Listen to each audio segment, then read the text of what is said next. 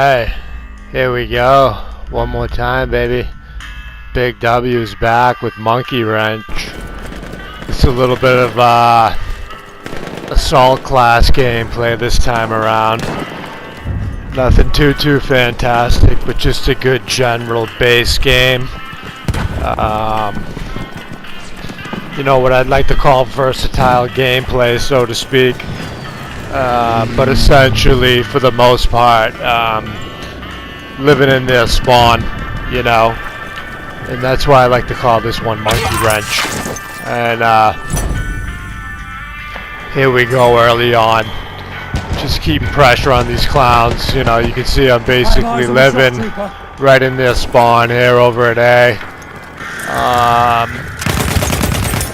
You know, running dolo. As you can see, this trench gun really puts in work.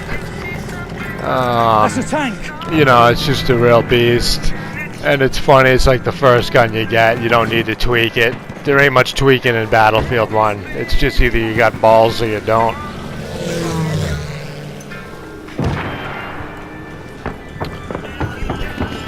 So now here it is, just basically continuing to keep pressure on these guys. This guy tries to come out to challenge me finally with a pistol in his hand. He might as well have had his dick in his hand. Okay.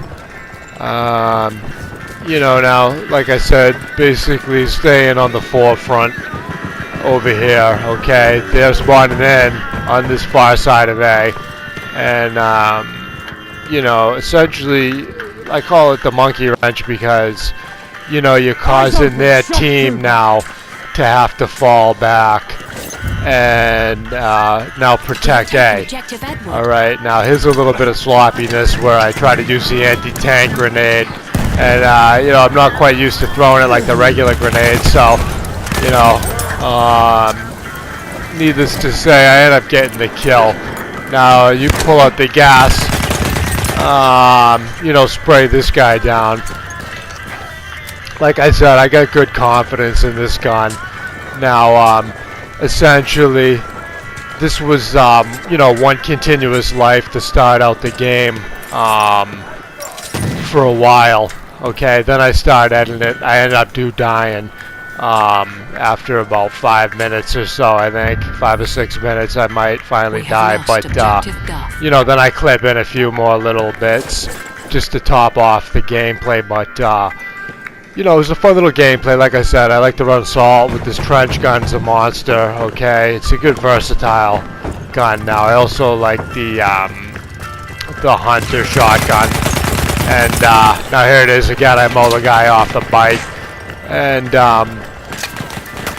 you know, trying to take cover, staying alive. Now, here we go. I like to use the bayonet charge sometimes to get away.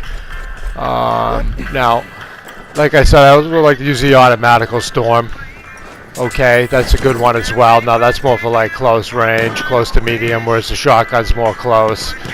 But this gun here, you know, it's decent at range. It's, you know, it's a good little well-rounded gun that it's still effective in close. You know, and like I said, it's a base gun, but it really is effective. Now, here it is. I catch myself on fire now.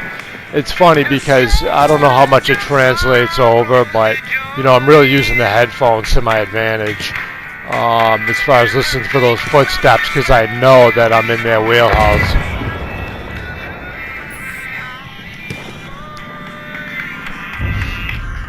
Now here it is to where I basically heard this guy coming, you know, using those headphones, and like I said, basically trapping these guys. It's funny, at the beginning, what started me recording was actually, now I get a phone call right here and I pause for a second, but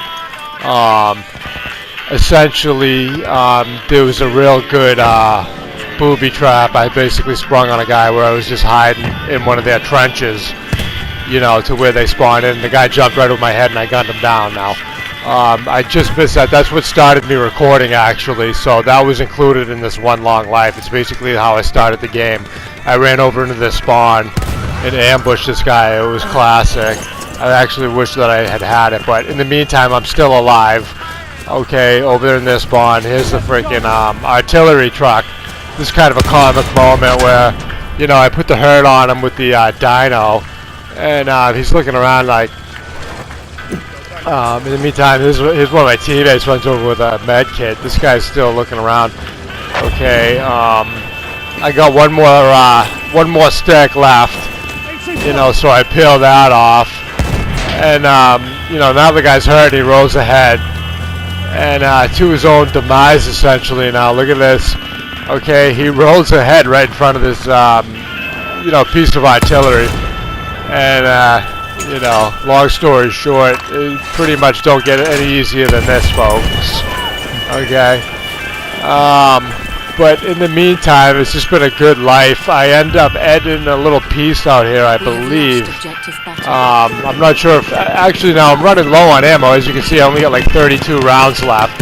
36 rounds left. And, you know, I've used up my nades and my dyno. So here we go, we're capping A. You know, racking up those points. I'm getting high up to those max ranks as far as level 10, being able to unlock those, you know, top rank guns. You know, I'm not like the other guys that just pay for it. You know, I actually work for it. Now, here we go, where I edit out a clip. Now, I'm in their trenches again. Here's where I ambushed the guy initially to start the game, and it's the piece that I had just missed. But in the meantime, here we go.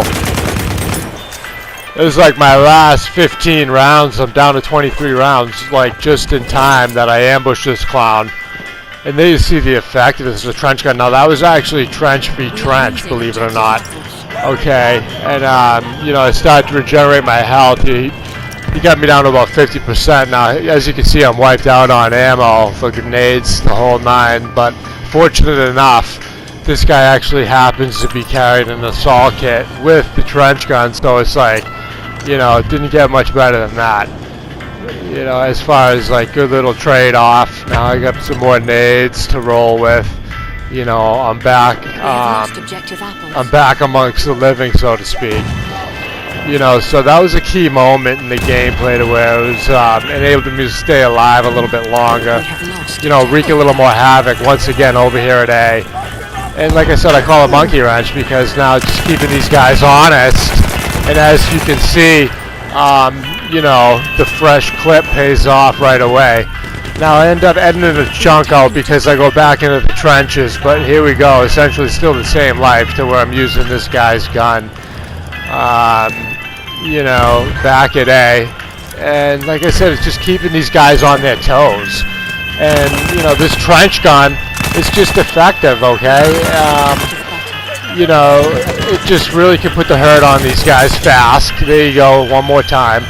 And, you know, I like using the bayonet on it. Basically, I think the bayonet's permanently fixed, but it doesn't seem to really hurt it all that much, you know. So I really do pull the bayonet off of some of the other guns because it does affect their effectiveness, like in the assault class.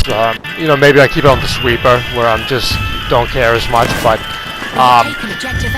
it's anyway, there you go to where I'm capping B. Now watch this one. Essentially, I thought I had the guy finished, you know. I put like 5 or 6 in him and I turned to keep running and I realized he's still alive. Look at me, 1 health. I turned back and that's just the effectiveness of this trench gun. It's quick, it's deadly, and it's effective. Like I said, I really recommend it for anybody. Essentially, here it is one more time. Okay, and what can I tell you? This thing really is a good gun, and you know, you get it early on. And the assault class is just a fun way and an effective way to play and help your team. Here it is. I take out this assault truck, okay, able to help my team cap it and go on for the dub. You know, and that's why they call me Big Dub, because that's how I roll. All right, folks, this has been real. It's Big Willie signing off.